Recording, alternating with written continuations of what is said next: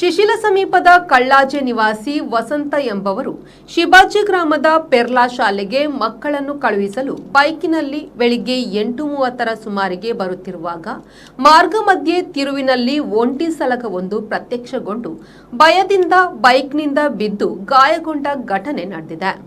Bike ಸವಾರ ವಸಂತಗೌಡ ಹಾಗೂ ಅವರ ಮಕ್ಕಳಾದ ಲಾವ್ಯ, ಅದ್ವಿತ್ ಅವರ ಮೊಣಕಾಲು ಹಾಗೂ ಕೈಗಳಿಗೆ ಗಾಯಗಳಾಗಿವೆ.